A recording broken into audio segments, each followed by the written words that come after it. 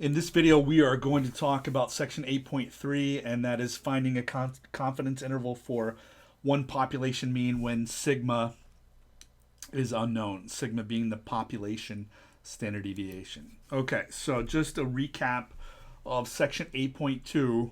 In section 8.2, we were finding confidence intervals for the population mean mu when the population standard deviation sigma is known. So, as I mentioned in that video, that's not incredibly realistic, right? Because if you, know the population standard deviation, right, then you probably know what the population mean is anyway, and so therefore you wouldn't really need a confidence interval for that.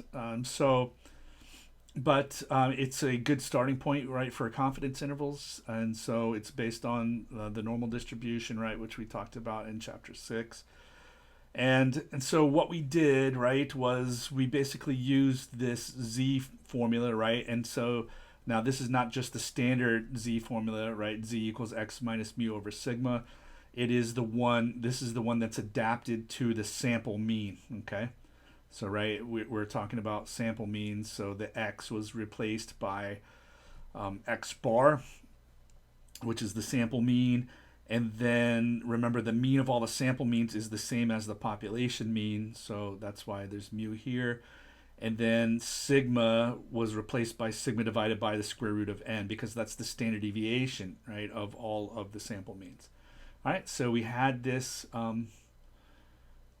value here, and one of the key facts was that if your original variable x is normally distributed, right, with mean, mu, and standard deviation sigma, then the sample mean, right, is also normally distributed. Remember, it's a random variable too, right? It's normally distributed, and so this z has the standard normal distribution, okay?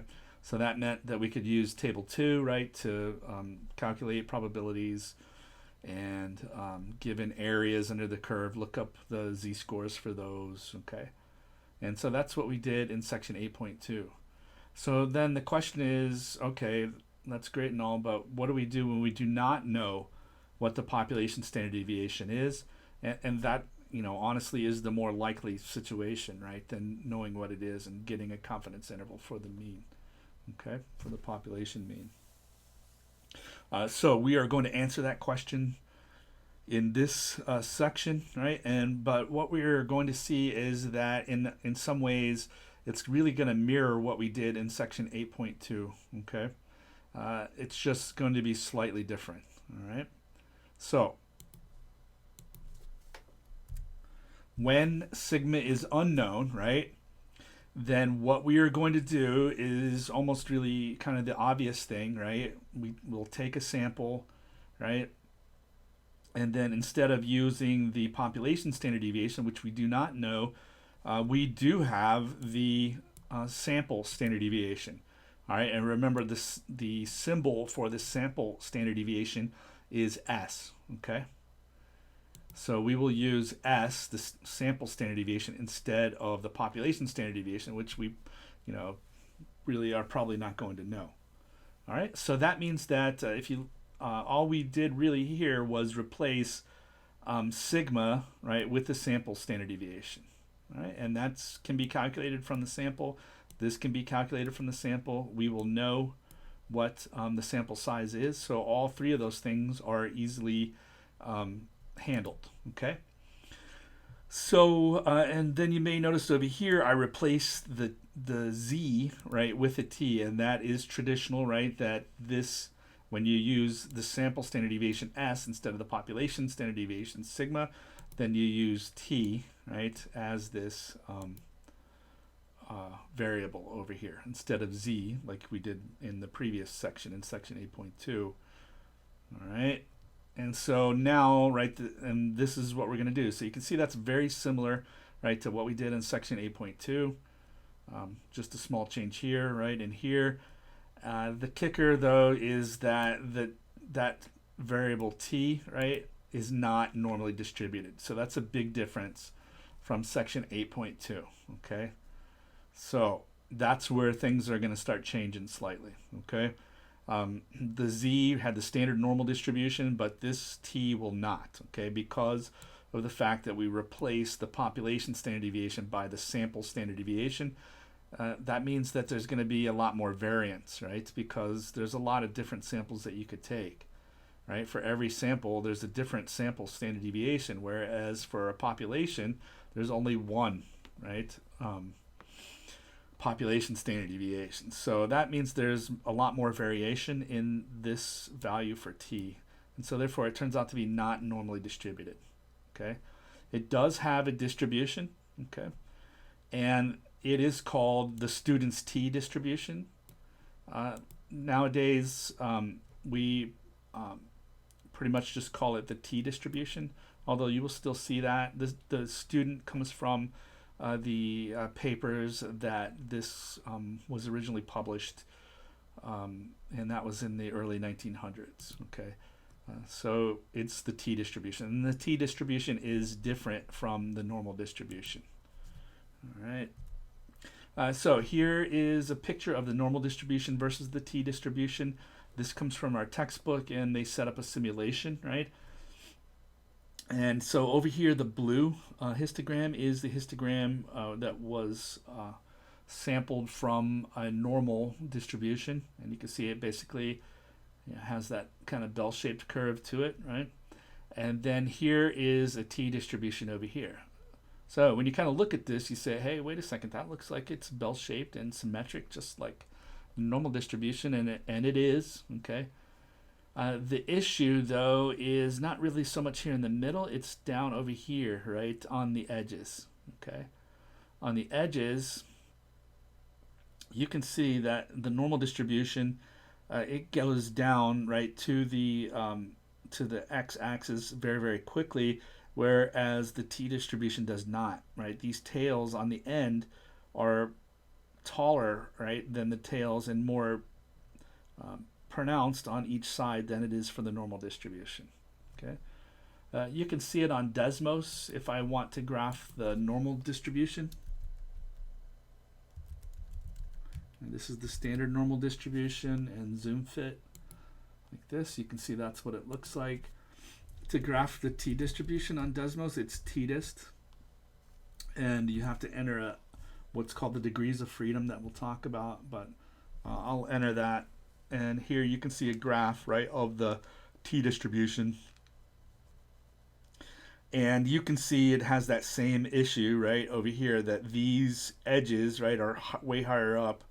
The tails on either side are higher up than the normal distribution, right? And in the normal distribution, we said that, 99.5% of the area, right, is within 3 standard deviations of the mean, right, which is at 0. So 99.5 of the area under the curve is from -3 to 3, but you can see that's not true, right, for the T distribution. Its curve, density curve, right, extends way farther out here to the right.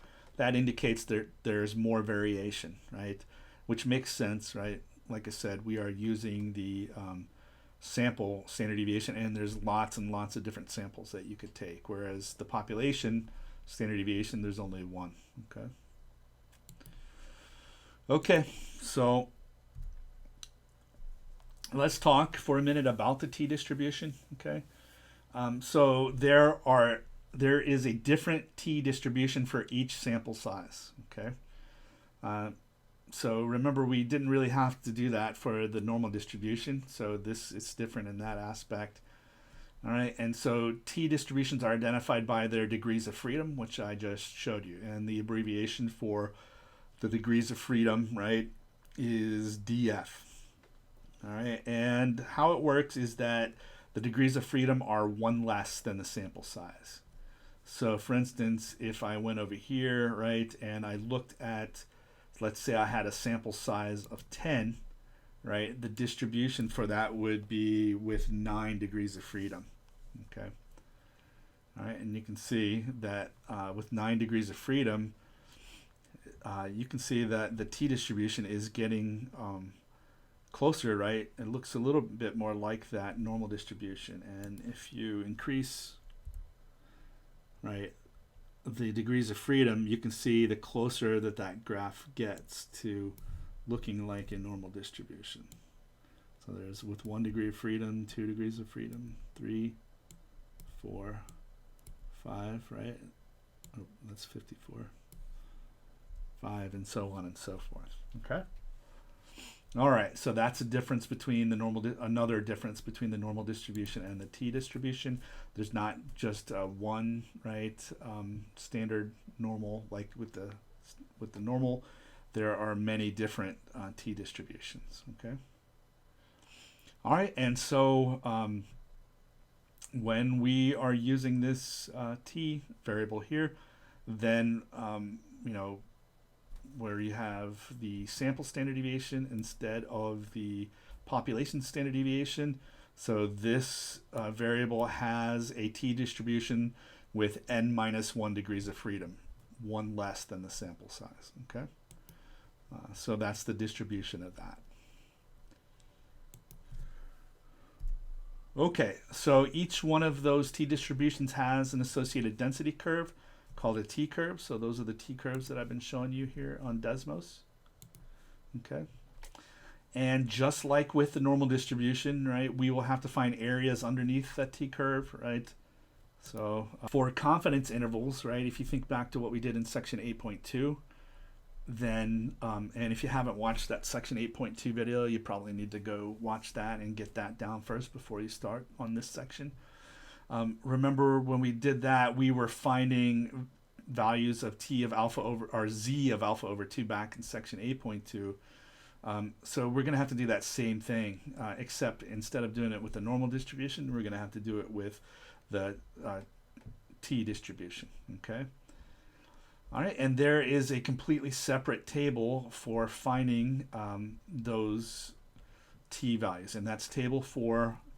And you can take a look at table 4 here, and I've posted that on Georgia View. On Georgia View, so you can see that along the edges, right, of the table 4, right, we have some values for the degrees of freedom. So you'll have to get the degrees of freedom right here, okay? And then you'll have to figure out which alpha over, it's actually going to be t sub alpha over 2. You'll have to calculate that out and figure out which one of these things that you need here. Okay. All right, and then you will just look up that value. Okay. So for instance, let's just take a look at this. If we see here with 1 degrees of freedom, right, and then t of 0.10 winds up to be 3.07. So that's the background information about how this is going to work. In the next, I'm going to separate this example out into its own video, and in this own video we will show how to use the table, right, to find these values here.